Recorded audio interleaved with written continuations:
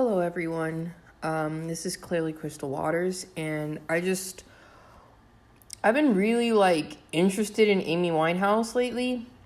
I don't know the exact reason, and I way back when I did listen to her music, and my favorite album of hers was Frank. Frank is like the less known album versus the Rehab song. I forget. Back to Black. That album was what she was kind of got very popularized for and very well known for, but my favorite album was always Frank.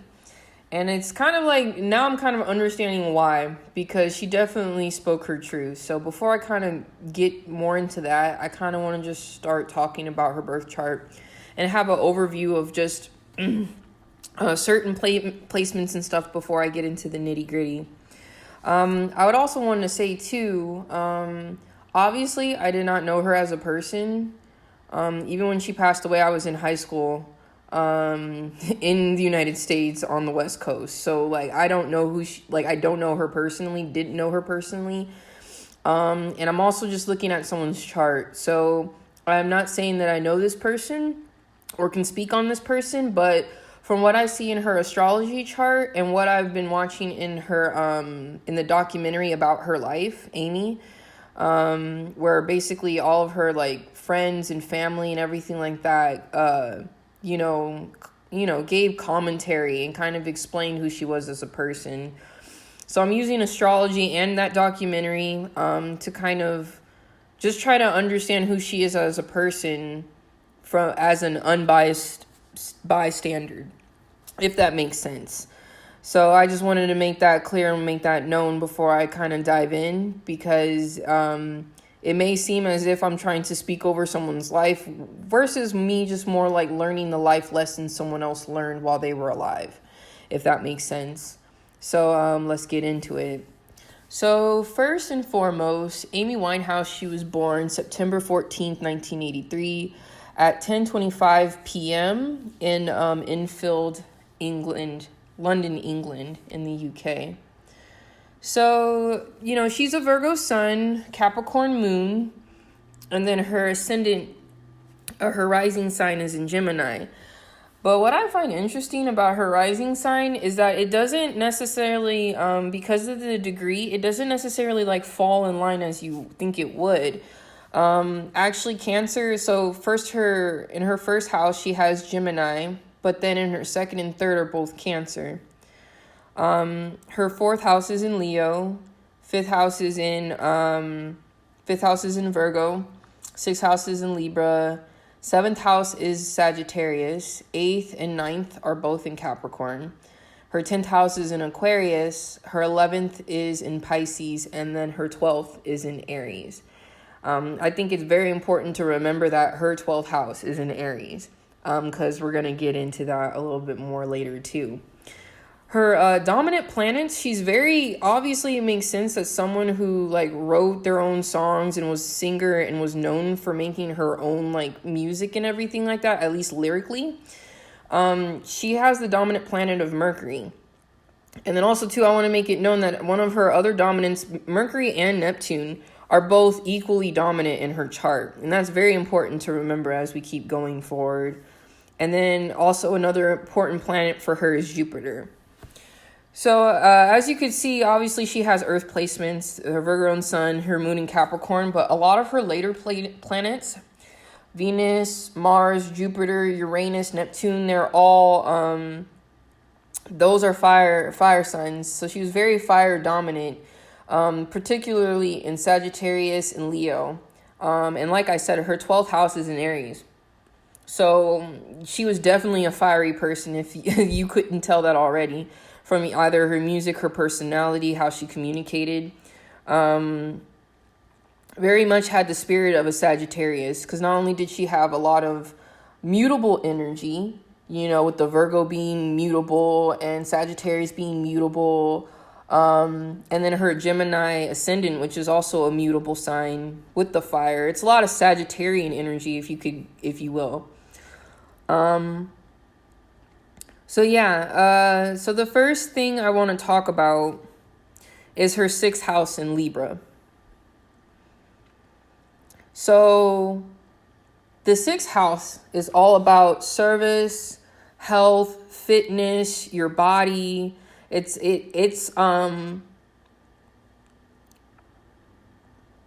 that's what Virgo is. It's about health and fitness and all that other stuff and details and being analytical. Definitely about acts of service as well. So she had her Jupiter, which was in Leo. No, I'm sorry. My mistake. Her Jupiter was in Sagittarius, but her Jupiter was also in the sixth house. So she definitely had that spirit where it kind of looks like if she was allowed to kind of be free to be herself, she definitely was that person in a room that can kind of raise the morale in the room. She could inspire others, and she had a very friendly attitude. You know, she was very extroverted to people when she felt comfortable. And that's the thing, like her sixth house is in Libra. So there was an importance of being balanced when it came to health and her body and acts of service and organization as well. Because when she had a group of people around, she wanted everyone to kind of work cohesively. She wanted things, and then that's also too, I'm going to explain later. Her moon is in the seventh house, which is Libra. So she emotionally depended on an environment to be balanced, to give her emotional stability. So her being having her Jupiter in Sagittarius, she was very exuberant and wanted the people around her to be inspired by her and her energy, because that was the way she created stability for herself in her environment. And then also too, her Saturn was in Scorpio. And then also too, her Saturn was in this sixth house as well. So that's also another thing too. It's like balance was very important for her. And with Saturn being in the sixth house, like when it came to her acts of service and the way that she kind of contributed to society, she would, like, which was her music. She was very hardworking. She was very serious about it.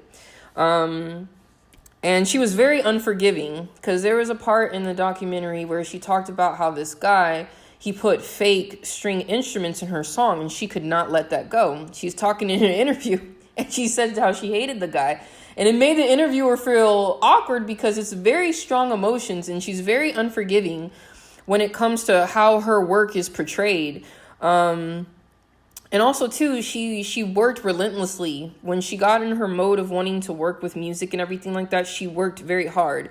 In a lot of interviews, and in watching the interview, she mentioned twice how about she didn't care about anything else. She just wanted the music to be good, and she wanted the time to work on her music. She needed a lot of time to work on her music.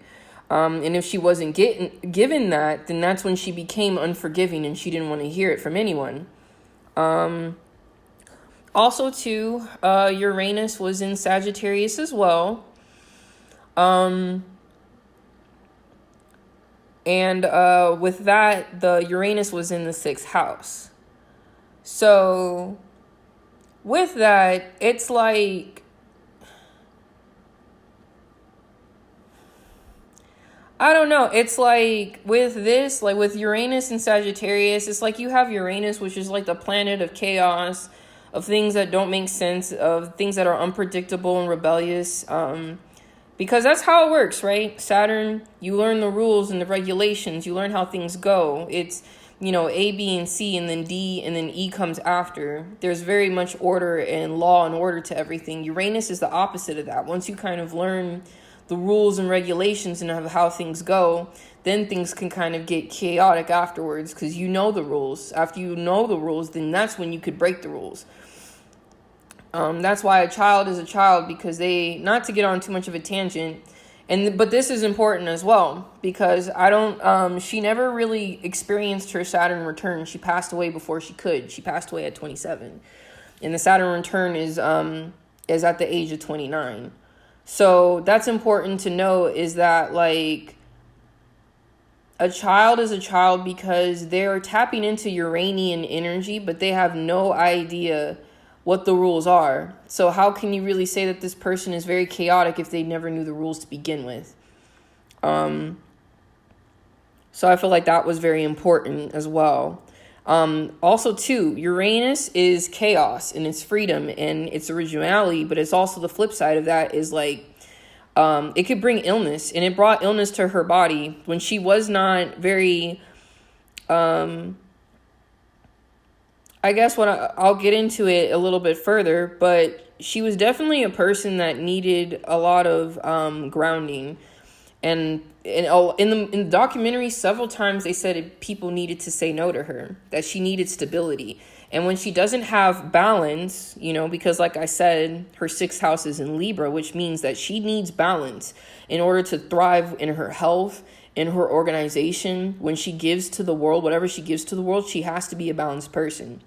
If she's not, the Uranus energy kind of comes in and it creates all this chaos. And then that's when she had health problems and stuff, when she didn't take care of herself, when she started doing drugs and drinking excessively. That's what caused her health to deteriorate. And then last but not least, also Pluto is in Libra. So as I said, her 12th house is in Aries, but then her Pluto is in Libra, and the Pluto is in the 6th house. So I know this is kind of confusing, so let me try and kind of say that again. So her Pluto is in Libra. It's in the planet of Libra. But then her Pluto is also in the 6th house. And Pluto is 12th house energy. 12th house energy is all about like your self-undoing, deep emotions. It's deep and transformative things. It's like if your Pluto is activated, these are the events in your life that make you change, and people who knew you from your past will not recognize you if you really go through that transformative energy. It's basically how you undo yourself as a person. And it makes sense that with the Pluto being in the 6th house, she undid herself. It was kind of crazy because she was the Jupiter in 6th house. So when she's free and exuberant and she's allowed to be herself and she's allowed to expand herself and she's able to touch the lives of others, she can inspire other people, the people she works with, the people that are listening to her music. But then on the flip side, like for example, in the documentary, they called her grandma, her Nan, and her Nan passed away. After her grandma passed away, this is when the Pluto came into effect. Pluto is also, Scorpio is ruled by the planet Pluto, which is about death as well. So when her grandmother died, it was like, that's when her bulimia started coming up to the forefront, when people could see it. That's when she became very bossy with her music, where she, there was a part where she's trying to record and she's all like, I'm not singing with track right now. I'm not singing with track right now. She's like, I'm not singing with track right now. She was very adamant and very bossy about how she wanted to make the music. And it created havoc to the environment, to the organization, to her group, the people that she's working with to make the music, her producers and, whoever else is her, the musicians around her and everything. And that's when her extreme attitudes about health, issues came up with when it came to her eating disorders with bulimia and using drugs. It's kind of like in her chart, her chart was set up in a way where it was clear that she was going to go through deep transformative things, and it had to do with her having chaos and bringing havoc to her own health and to her own body, and also to the mission that she had while she was here. And that's also too why you could probably assume that that's why towards the end of their career, in so many ways, she kind of brought havoc, that Uranian energy and that Pluto energy into her, to herself, to her service to herself and others, and to her health. Because she would try to drink before concerts because she was being forced to kind of to still perform because she was making so much money. But we're gonna get more into that as well as I go on. So yeah, that's pretty. I wanted to talk a lot about the 6th house because that was definitely, though, the sixth house is in a lot of in her later planets. And those are the planets that are going to kind of tell you about a person, about what kind of things kind of either brought to their undoing, the things that really changed them as people as they were living, the life lessons that they learned. Those are like later planets. So that's why I kind of wanted to kind of speak on those first, because that's a good thing to remember as we kind of dive in further. So to go back to the front,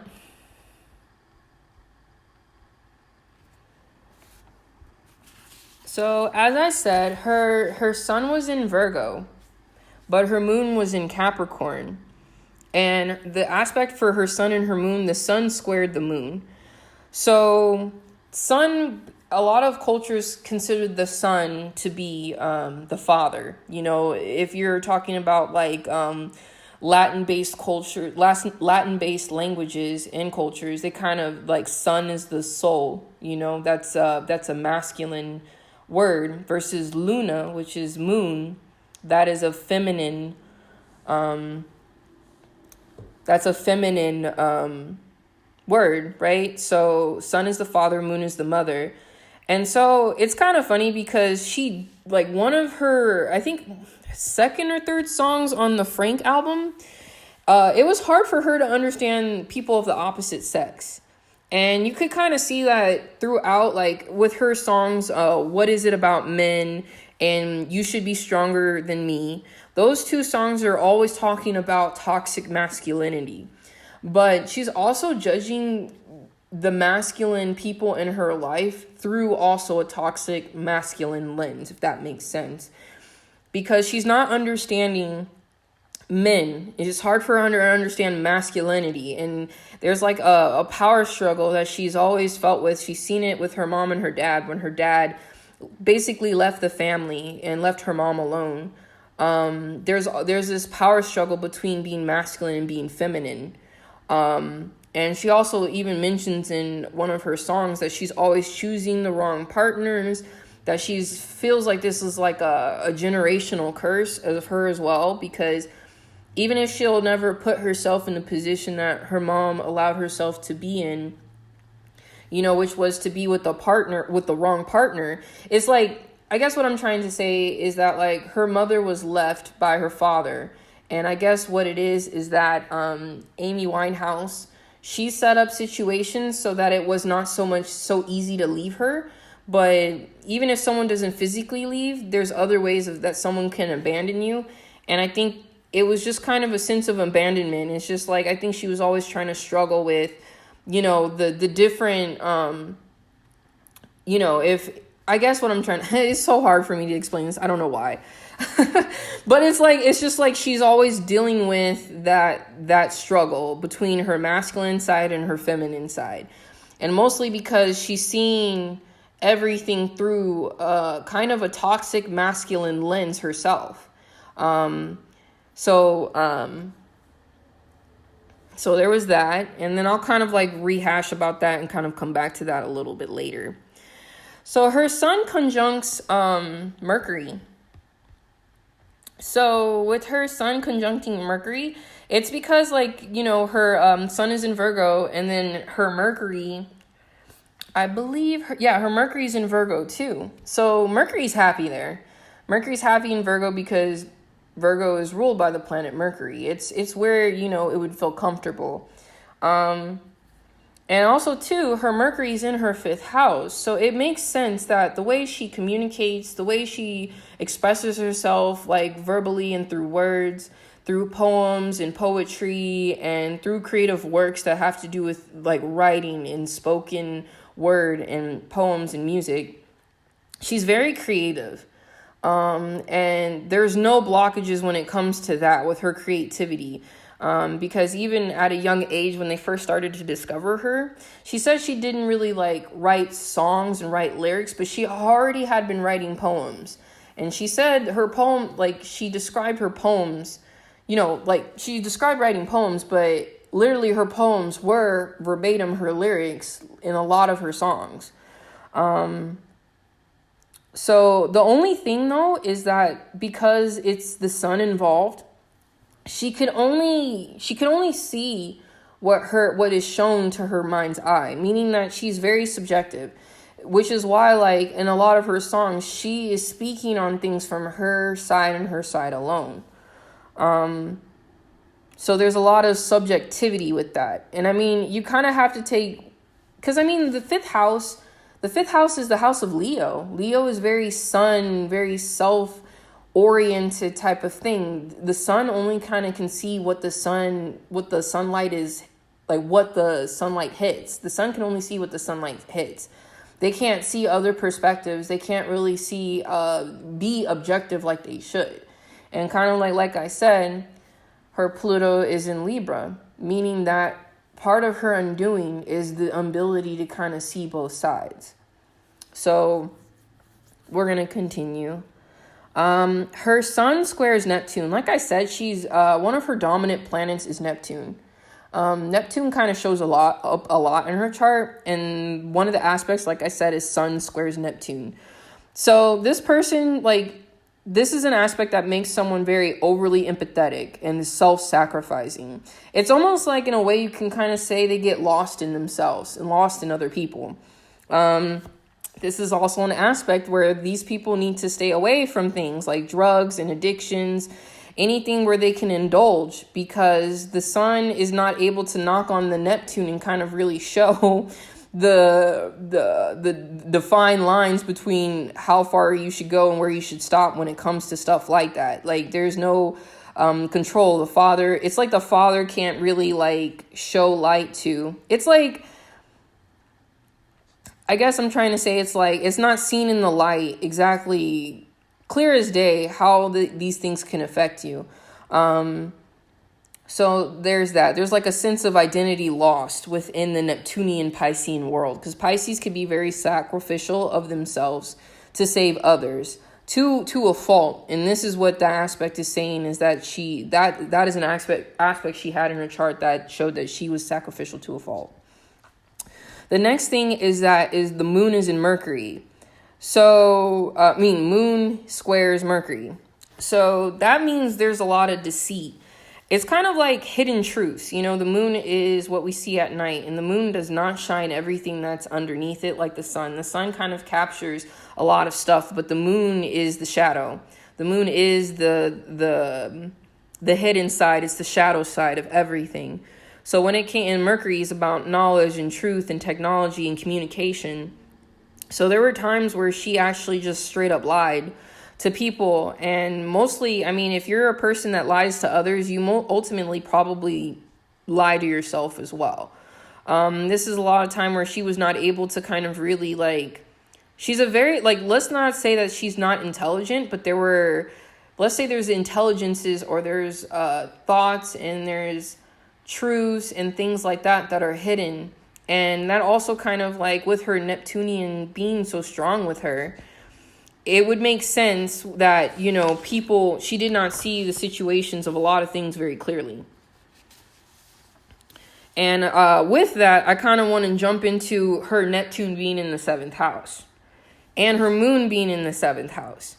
So what's interesting is that, like, she seemed very, because her Mars is in Leo, right?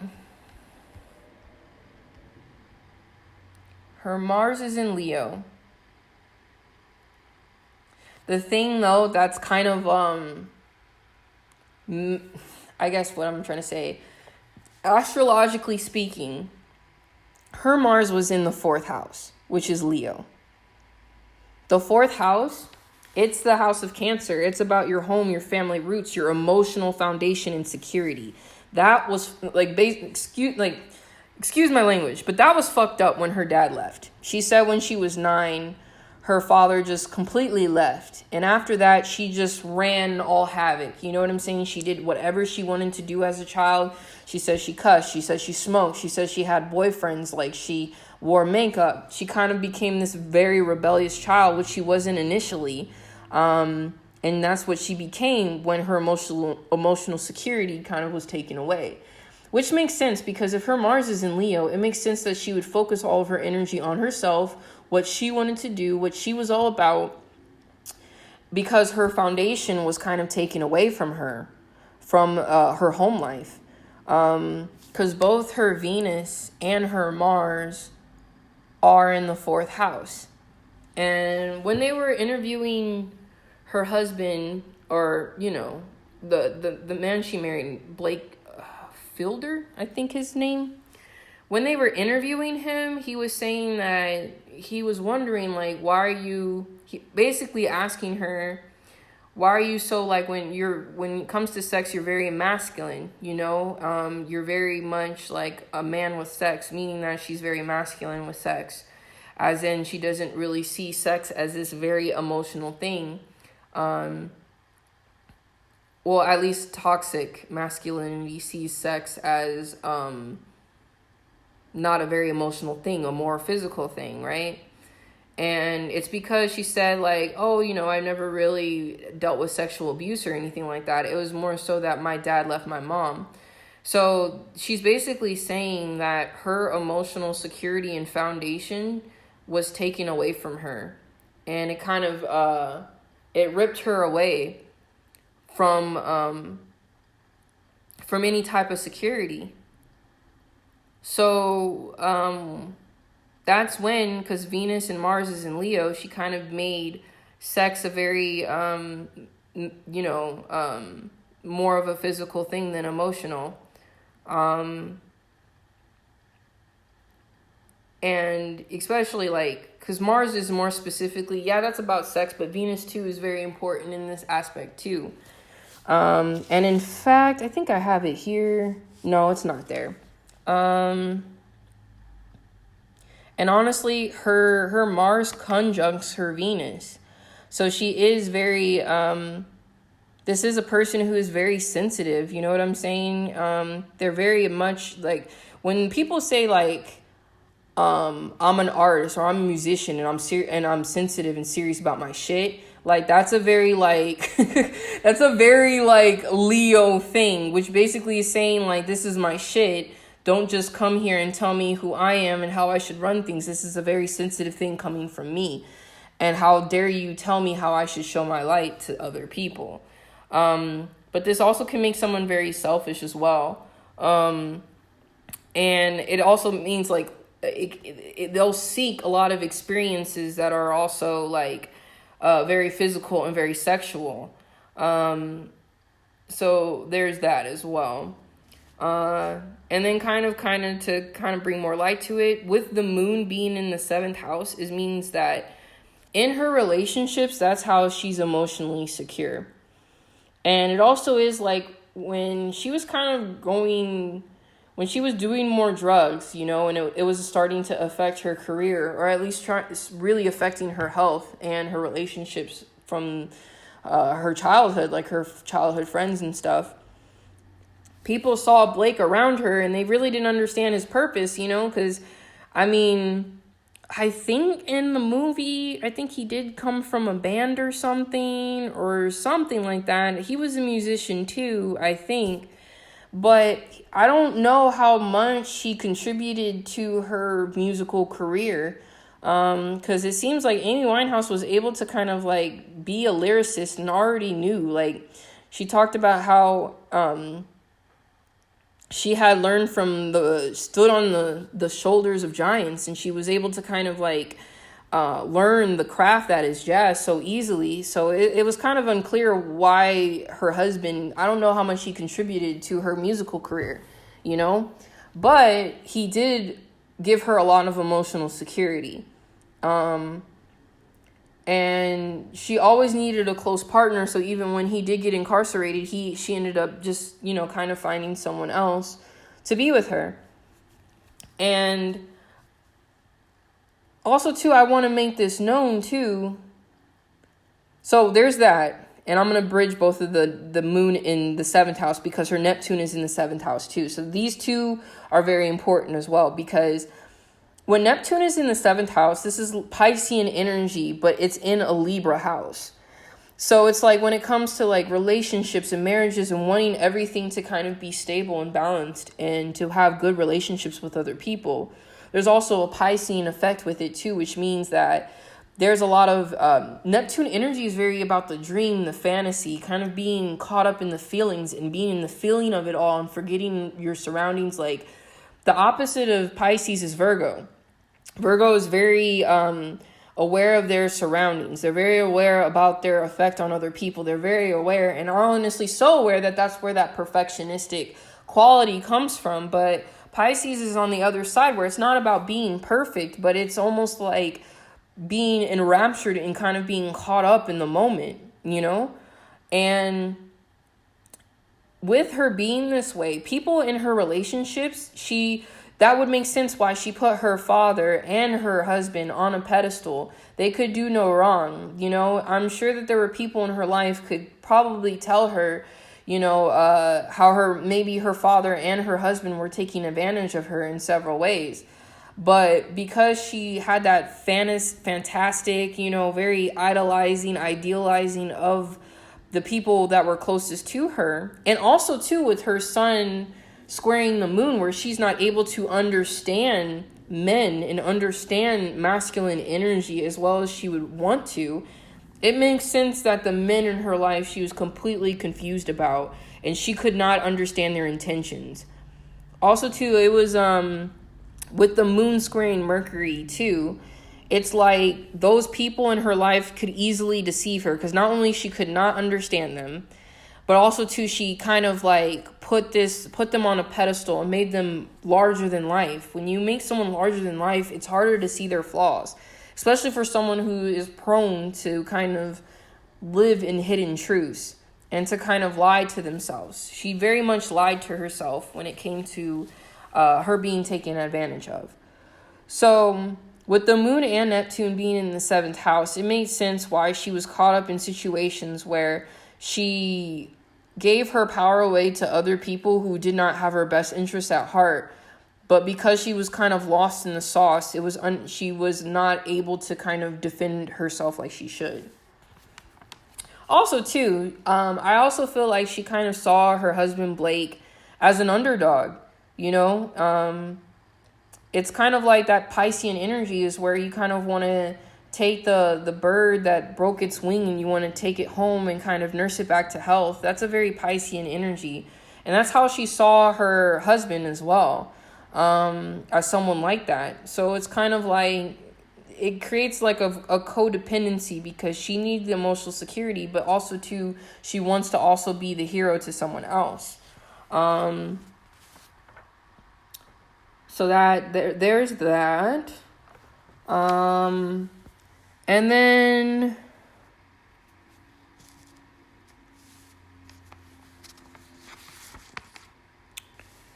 what else can I talk about? Okay, also too, her Mars trines Neptune. So this allows her to be that very creative person, to really be in the art, you know? But I mean, not saying this was her, but in the documentary, actually, they said, I think it was like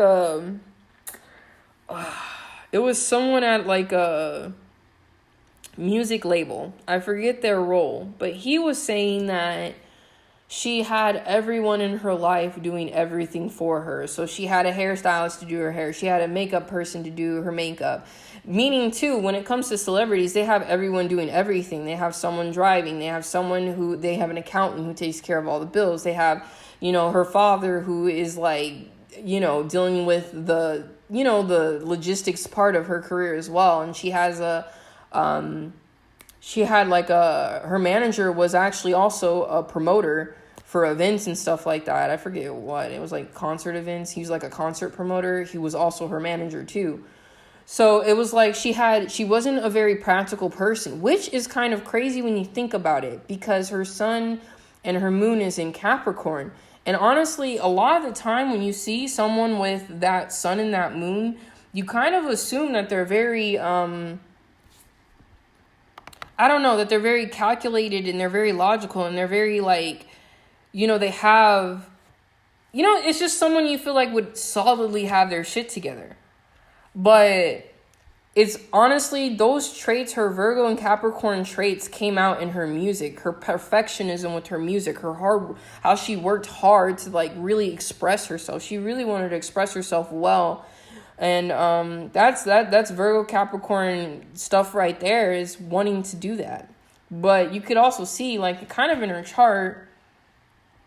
And what's interesting too, kind of like how I said in her chart, Cancer's in the 2nd and the 3rd house. And her Capricorn is in her 8th and 9th house. There is no Taurus. Taurus does not have a house. In her like in all of her houses, Taurus does not belong. Taurus is not there at all. So that fixed earth energy is just not in her chart. So it kind of makes sense how she would need to rely on other people to do other things for her, and why she would be impractical when it came to like bills or, you know, matter of fact things, when it comes to going to her doctor's appointments. Especially, you know, like I kind of feel like that was like someone else's responsibility to do all of that for her. And they kind of express that in the documentary, even though they don't exactly say verbatim what she needed help with. Okay. So there's that. And then two. Okay. I want to talk about one more aspect, and then I kind of want to go back to the 1st house real quick, and also the 12th house. So her Venus conjuncts Mars. So like I said, her Venus and her Mars are both in Leo, and they're both in her 4th house. So it's kind of like, because she wasn't able to kind of have that emotional stability that she needed as a child, it's almost like once she had a lot of childhood trauma triggers, they would activate, and then all of a sudden she becomes sensitive, or easily offended, quick-tempered, selfish, and you know what I'm saying? Like, it's almost like she would act like a child and act very immature all of a sudden, because her music, the way she can communicate so well, it's almost like she's communicating as an old soul. But if someone either like offended her, made her feel misunderstood, or anything like that, it's like she developmentally snapped into a child. And it showed in interviews and everything like that, when people didn't understand her, or when people weren't kind of giving her that, you know, that fluidity to kind of connect with someone. Because like I said, she needs emotional stability. If she doesn't have that, and she's not allowed to kind of be this exuberant Jupiter self, then she kind of snaps back into her childhood and how she would be as a child when she was 9, you know, before her parents split up. And this is clear because in the documentary, I saw 2 examples of this, because when her husband wasn't her husband yet, it was like the first time they kind of were together before before he left her to go back to his girlfriend. She ended up sleeping with his friend, and it was kind of like she kind of made a mess of things, but then she left him a message basically saying that, you know, because she needs emotional stability in her life, she's so quick to make up with people. She's very quick to kind of make it right. She's very quick to kind of like, okay, let's just clean this up and get this in order so that we could have that stability. Because like I said, relationships are very important to her. And one of the times is like after she kind of, when her and her boyfriend, which was going to be her husband later, she leaves him a message saying like, hey, I love you unconditionally. You know, like I'll always have love for you. Basically, that's what she's trying to tell him, is just trying to like, you know, what is that saying? To have the water flow underneath the bridge or something like that. She just wants everything to kind of be copacetic as it was before. And then there's also a second time. So after all the mess with, all the media and all the paparazzi, when she finally is able to kind of get clean and get herself right, she calls her friend, because her friend, I think her friend's name is, one of her childhood friends is Juliet. I think that's her name. And she was trying so hard to like get Amy to kind of be the person that she was when they were first young, and before all the world kind of wanted to get a piece of Amy Winehouse, the jazz singer. She was always trying to help her, always rooting for her. At least that's what it was shown in the documentary. And it's finally like Amy calls her friend and she's like, I'm sorry. Like, I'm sorry. Let's just like go back to how it was. Is like, basically, I feel like is the emotions she was trying to communicate to her friends or to her friend. And even Juliet in the documentary explained like, it's like a child who finally understood what they had done wrong. And they just want to apologize profusely because they don't like the feeling of anyone being mad at them, or they don't want the feeling of anything being wrong or any animosity. They just want everything to be okay. And that's like speaking to her Venus conjuncts Mars, And then, so the biggest thing I guess I want to talk about, it's kind of going full circle because it's not a coincidence that the first song in her debut album is Stronger Than Me. Because like I said, for her life, and she was just trying to balance the masculine and feminine energies around her, especially when it came to her relationships. She's trying to understand that dynamic the best to her abilities. And it's honestly too, it's no surprise because if Pluto is in Libra, that means her undoing can be, or at least maybe was, her undoing, the things that will like tear her apart as a person, that will be the end of her, would be to have an imbalance in her relationships. And she identified right off the bat that she doesn't understand the opposite sex. But I feel like more specifically, or at least more, maybe not more specifically, but maybe like, I guess maybe more specifically, she's just trying to understand toxic masculinity and how it hurt her, how it hurt her mom, and how it hurts the men who portray that toxic masculinity as well. And she also looked through the lens of toxic masculinity because it's kind of like she didn't like people. What's funny, it's like towards the end of her career, it sounded like she was being babied. But at the beginning of her career, she hated men who were babied. She hated men who had emotions, and she hated people who, she didn't like it. She was very critical and very cutting when it came to people who were suffering and suffering emotionally. But honestly, all in her chart and everything she says about her childhood and everything that she went through in her career, it tells me that she needed emotional stability and emotional security like a child, like even just like more like an infant or a baby who's dependent on everyone else. But she was, and I guess that's just true of human nature. We judge and we're harshest towards the people who have traits that we have. We're very judgmental of people who have the characteristics that are in us, because she wanted a very powerful person. She wanted a powerful partner, but all she's kind of attracting are people in Moon and Neptune. Because when your moon is in the 7th house, you're also attracting people who are very emotionally dependent on you as well. And she wanted someone to be powerful and to be strong and to stand up. But honestly, when we crave certain traits in our significant others, it's usually traits that we crave in ourselves.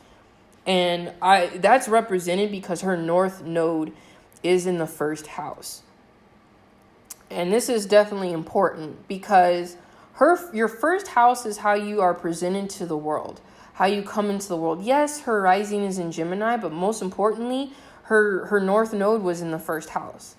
So it's kind of obvious to people that there is a sense of independence in her that's not there.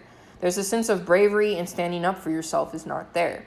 Like I said, I think also too, because I also believe, I should have said this in the beginning, but I also believe like astrology is what the soul needs to learn in the lifetime that they're giving, with the life that they're given. It's like the astrology kind of explains the lessons that someone needs to learn. And kind of like, when we pray to God and we ask, give me patience, give me patience.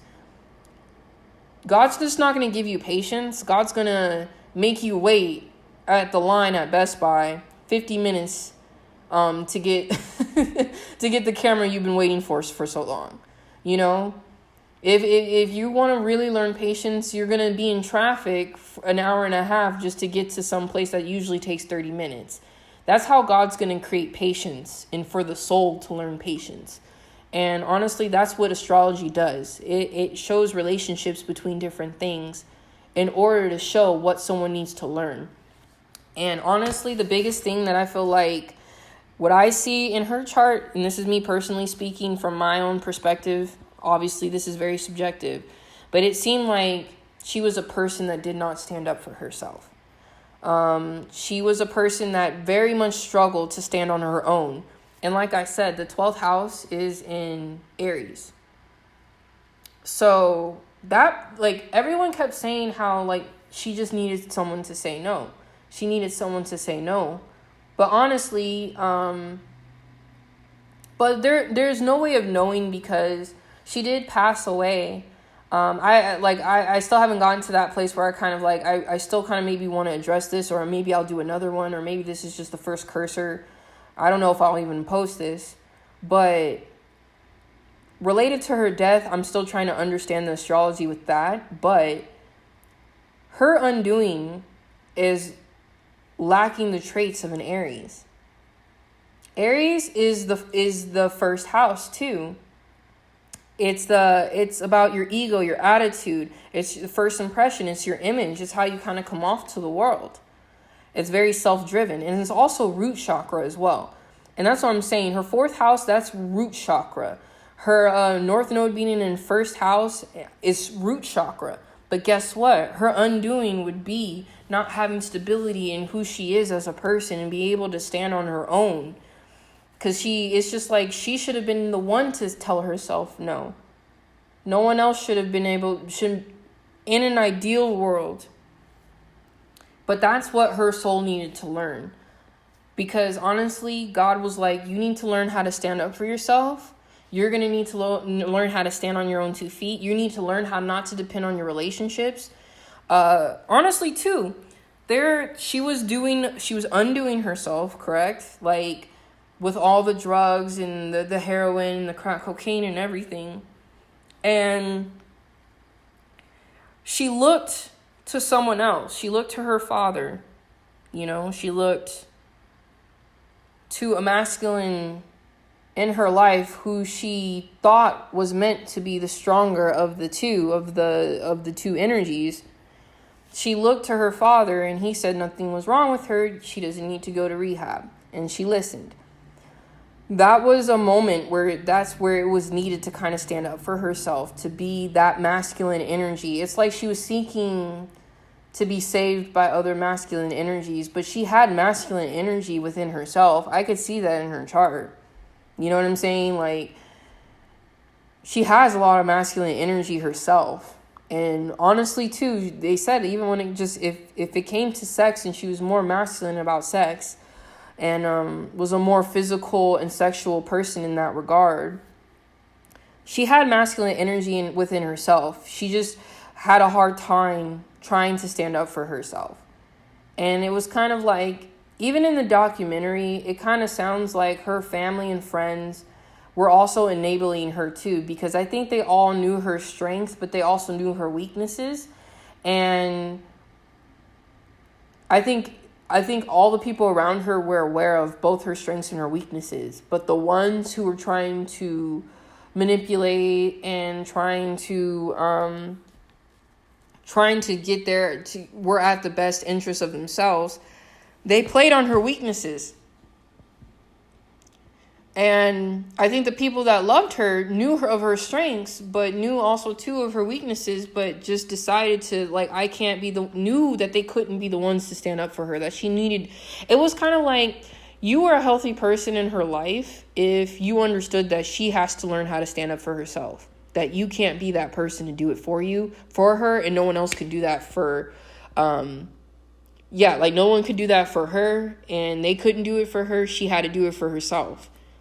And they all knew that. The people in her life knew that she had to be the one to do it. So that's also too why I wanted to speak of her Chiron in Gemini, and then again her 12th house being in Aries, because her Chiron in Gemini because Gemini is such a communicative sign. It's like when your Chiron is in Gemini, it's someone suffering. Chiron is I forget the whole story of Chiron, but it's like this injury. It's like the injury to the soul that is not meant to be repaired. And honestly, with her soul injury, her soul blockage within her was that she was either not understood, and then sometimes she would exhaust herself to be understood, to realize that, okay, I'm just always going to be misunderstood. Whether that was true or not, that's for up to debate. But she always felt like she could never communicate her feelings, even though she has all this Mercurial energy and she's able to communicate her feelings very well to the world and to herself. Still, there's a way that she feels like she could not communicate herself, or she could not have other people understand where she was coming from. And maybe that does have to do with the moon squaring Mercury, in that there are parts of her that she just would not admit to herself. And honestly, when you feel like no one can understand you, it's because you don't feel like you don't understand yourself. And with that moon squaring Mercury, maybe she was never meant to understand everything about herself. Maybe she wasn't meant to understand all the truths about herself. There was meant to be a sense of deception when it came to her thoughts and her feelings and her emotions. And I kind of want to go back to what I was saying is her downfall was how she felt about herself. She had a disdain and disgust and was very critical of people who were suffering. She didn't have sympathy for them. And honestly, that was her undoing, because what did the media do? They did not have sympathy for her as a person, because she lacked the sympathy that she had for herself. Other people did not have sympathy for her either. You could tell that she was struggling. You could tell that she was going through a lot, And honestly, too, I feel like the comedians and everyone who kind of made light of her, they probably have an aunt and uncle who are on drugs. That is a very common thing for people to have a relative who got hooked on drugs. And it's kind of like there was a lot of insensitivity, but perhaps maybe that's what was her armor. It was clear in her music and how she talked and everything like that she was very critical of anyone suffering. So when she suffered, she experienced the karma of other people not having sympathy for her suffering as well. But overall, obviously, Amy Winehouse was very gifted.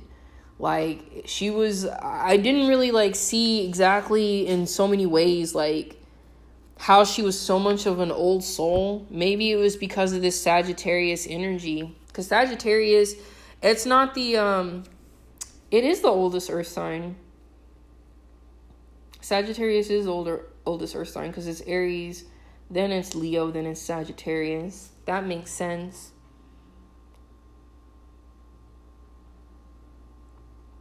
And with Neptune being very Piscean energy, that's very much... Piscean energy is a very old soul as well. That makes sense. So that makes sense. If someone's dominant planet is Mercury, Neptune, and then Jupiter, it makes sense why that person has a very, old soul who she understood the culture of jazz very well. And she was able to communicate how well she knew just by performing. And this obviously was a very gifted, very talented person. And it was just simply in this lifetime, she had to learn how to stand up for herself and stand up to the people that are meant to be the closest to her, and to kind of not put them on a pedestal, but kind of see it through a lens. Her sun is in Virgo. And the sun is kind of what you're meant to learn how to be in this lifetime. I would not be surprised if she was a Pisces in a last lifetime. If she was a Pisces in a past life. Because in this lifetime, or at least the lifetime that she lived, just the one that I'm speaking of, she needed to learn how to stand up for herself, and she didn't know how to do that. And that's a very Piscean thing, to put up boundaries and to understand that hey, you don't cross this line, because when you cross that line, you disrespect me and you don't give me my respect and you don't allow me to be me. And it also like, and I guess that's maybe what she needed to learn, was to experience the need to stand up for yourself. Because I very much don't believe like, oh, she needed to stand up for herself, woe is her, oh, well, that's regretful, I don't really believe in regret like that. It's more like this soul, at least the soul that was inhabiting experienced the life, the soul that was experiencing the life of Amy Winehouse, that soul needed to experience what it was like not to stand up for yourself. Did I say that right? That soul needed to understand what it means to stand up for yourself and what it takes. And whether she did it or not, she just needed to experience the importance, I guess, of what it means to stand up for yourself and learning to be brave and learning to be independent and stand on your own 2 feet. Because that's what she needed to learn in that lifetime. And sometimes, how are you going to learn that? You're not going to learn that just by suddenly being able to be brave and stand up for yourself. No, you're going to be put in positions time and time again that teach you why it's important to stand up for yourself.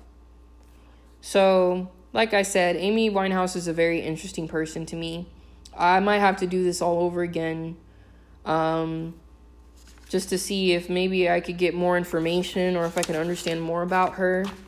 But I say that to say, yeah, it was pretty like cool to really try to understand this person and how their life played out before everyone is really cool. So thank you for listening, and I hope you enjoyed this video.